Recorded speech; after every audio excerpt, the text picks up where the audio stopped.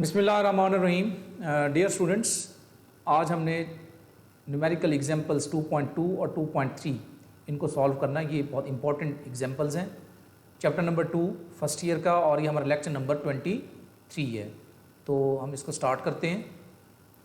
Numerical से related मैंने आपको एक पहले भी लेक्चर दिया हुआ है कि एट लीस्ट आपने लाइंस को बेहतर वे से अंडरस्टैंड करना है, तभी आप ये पूरी कहानी को समझ सकते हैं, वरना आपके लिए बहुत मुश्किल हो जाएगा।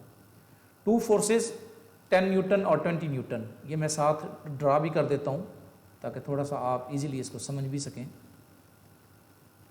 जी ये देखें, 10 न्यूटन और 20 न्यूटन, ठीक है। एक 10 न्यूटन है और एक 20 न्यूटन है, ठीक है।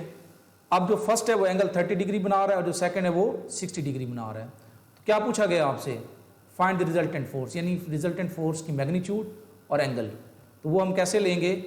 रिजल्टेंट फोर्स इसको यहाँ पे ले आए और फिर ये यहाँ पे कहीं दरमियान में आएगा। तो इसका मतलब है सबसे पहले हम क्या करेंगे, हम कंपोनेंट बनाएंगे। किसके? Rectangular components. किसके? इन दोनों फोर्सेस के, एक्स के भी और एक्स वे से भी और वाई के हिसाब से भी। अगर ये है तो इसका एक्स कंपोनेंट क्या होगा? यहाँ पे आएगा। और इसका भी एक्स कंपोनेंट कहाँ पे आएगा? यहाँ पे आएगा। तो हम F1x और F2x पहले मेजर करते हैं, इसका भी एक्स कंपोनेंट और इसका भी x component by using this formula. F1x equal to F1 cos 30 degree. इसको सॉल्व करें तो क्या आ गया? 8.66। F2x equal to F2 cos 60 degree. cos 60 degree 1/2 के इक्वल होता है, तो कितना आ गया?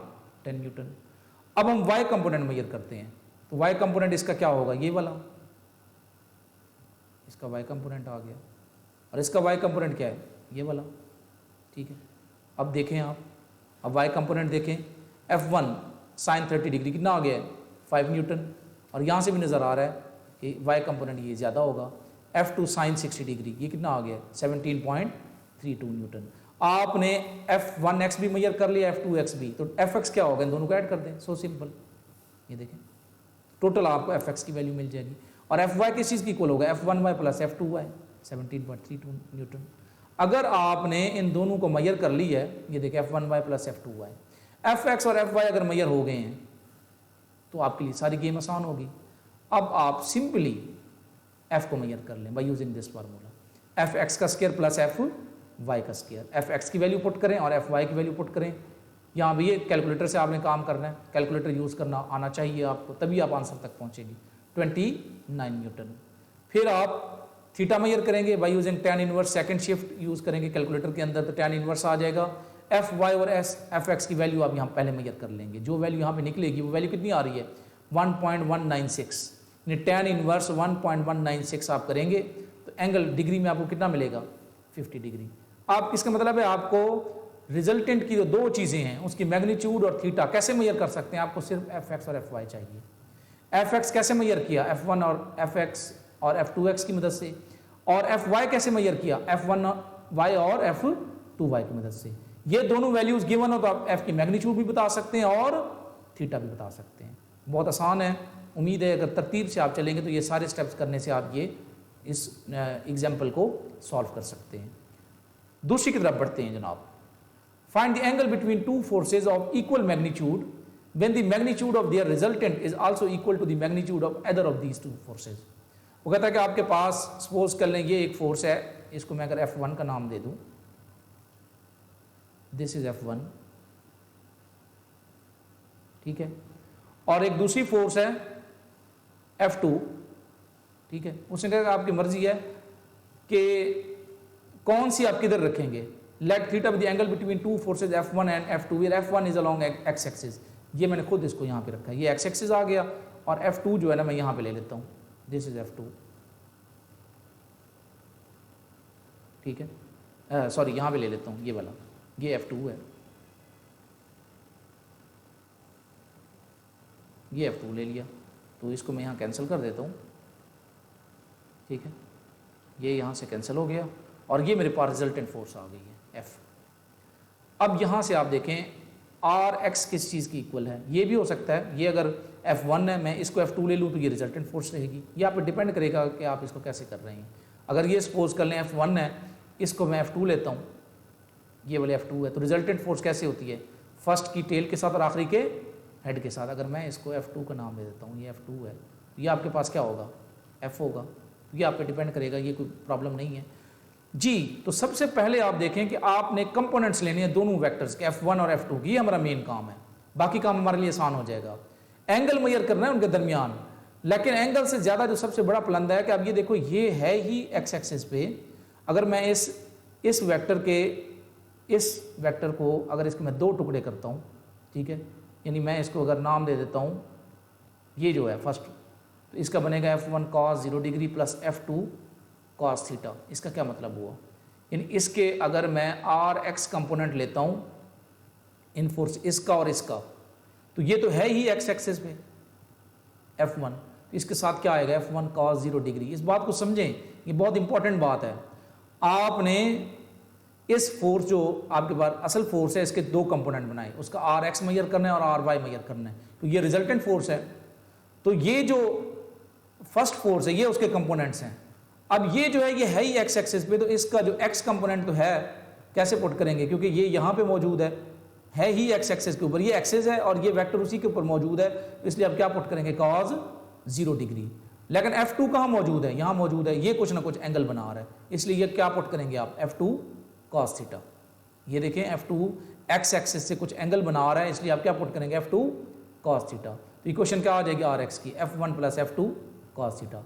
अब आप मेजर करते हैं आर वाई, तो उसका फार्मूला क्या बनेगा F1 sin 0 degree plus F2 sin theta. sin 0 degree क्यों पुट किया है, क्योंकि F1 एक्स एक्सिस में है, इधर तो है F1, लेकिन जब y की बात करें तो y एक्सिस में मौजूद नहीं है। जब ये नहीं है तो इसका मतलब है यहाँ पे आप क्या पुट करेंगे F1 sin 0 degree plus F2 sin theta जी। तो इसकी वैल्यू क्या हो जाएगी 0, सिर्फ ये बच जाएगा। तो आर वाई जो है ना उसकी वैल्यू ये आ गई और आर एक्स की वैल्यू ये आ गई।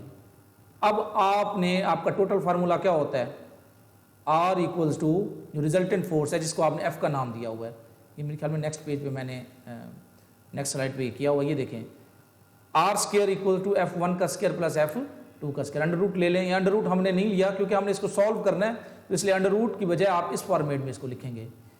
यही जो R है ये बेसिकली क्या है, टोटल फोर्स है। आप इस R की जगह ये देखें ना, रिजल्टेंट फोर्स बेसिकली क्या है आपके पास F। अब तीनों की मैग्नीट्यूड इक्वल है, तो जहां पे भी F1 है, F2 है या R है, आप हर जगह पे F पुट कर दें, क्योंकि तमाम की मैग्नीट्यूड इक्वल है अकॉर्डिंग टू दी इंस्ट्रक्शन जो आपका सवाल में चीज़ बताई गई है। तो ये फार्मूला था आपका F1 आपने किस चीज़ की इक्वल लिखा, ये देखें F1 किस चीज़ की इक्वल है, RX F1 plus F2 cos theta. ये देखें आपने ये लिखा F1 plus F2 cos theta, magnitude equal है तो इसको भी F लिखेंगे, इसको भी F लिखेंगे जी। तो ये दूसरा हिस्सा आ गया इसका आर वाई स्क्वायर, वो किस चीज़ की इक्वल है F2 sin थीटा के, इसको भी F लिखेंगे F sin थीटा। और R ये रिजल्टेंट है, इसको भी आप क्या लिखेंगे F, क्यों, क्योंकि सबकी मैग्नीट्यूड क्या है इक्वल है। अब इसको सॉल्व करें, a प्लस बी होल का स्क्वायर इक्वल्स टू a का स्क्वायर प्लस b का स्क्वायर प्लस 2ab। दोबारा समझें इसको, यहाँ से एक जो है ना यहाँ पे आप ऐसे लिख सकते हैं f का स्क्वायर, पहले f का स्क्वायर रहेगा यानी a का स्क्वायर प्लस b का स्क्वायर, b का स्क्वायर क्या बनेगा f square cos square theta, cos square theta, cos square theta plus